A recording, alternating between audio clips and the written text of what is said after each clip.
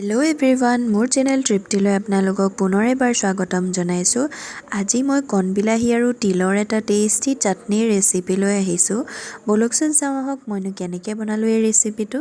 এই ৰেচিপিটোৰ বাবে মই অলপ কণবিলাহী লৈছোঁ।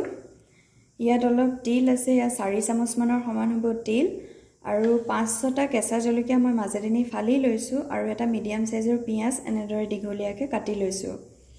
প্ৰথমতে তিলখিনি ভাজি ল'ম। গেছটো জ্বলাই পেনখন পাতি দিলোঁ। এতিয়া এই শুকান পেনখনতে তিলখিনি দি দিম। এইখিনি অলপ এতিয়া ভাজি ল'ম।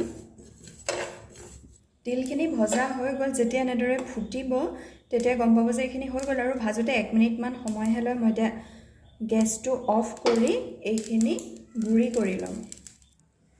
মই তিলখিনি ভালদৰে গুড়ি কৰি ল'লোঁ। এইফালে এতিয়া পেনখন পাতি থৈছোঁ। পেন গৰম হ'ল। ইয়াত মই 2 চামুচমানৰ সমান মিঠাতেল দি ল'ম। তেল গৰম হ'ল। ইয়াত এতিয়া মই পিঁয়াজখিনি দি দিম।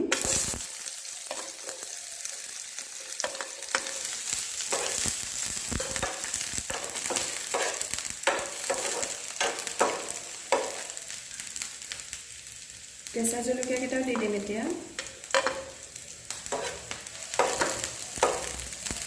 এইখিনি বেছিকৈ ফ্ৰাই নকৰোঁ, 1 মিনিটমান ফ্ৰাই কৰি ইয়াত এতিয়া মই বিলাহীখিনি দি দিম। আৰু মই বিলাহীখিনি মাজেৰে এনেকৈ ফালি লৈছোঁ।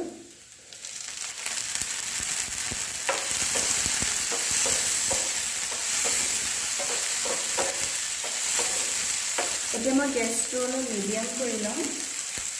অকণমান হালধি দি দিম।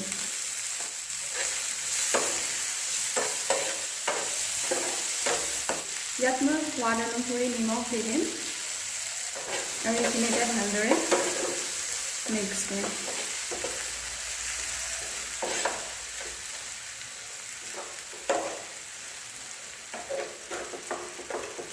বিলাহীখিনি এতিয়া ভালদৰে গলাই ল'ম, এনেদৰে হেঁচি হেঁচি। বিলাহীখিনি ভালদৰে গলি গ'ল। ইয়াত এতিয়া মই তিলৰ গুড়িখিনি দি দিম,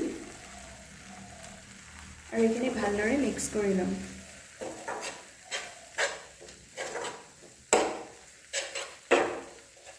ইয়াত মই এতিয়া অকণমান পানী দি দিম।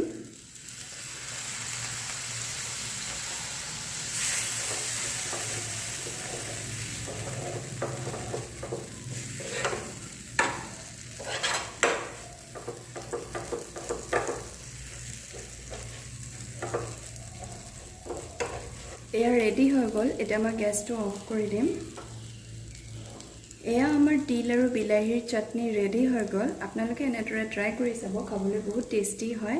আৰু গৰম দিনত ভাতৰ লগত এইটো চাটনি থাকিলে আৰু একোৱেই নালাগে।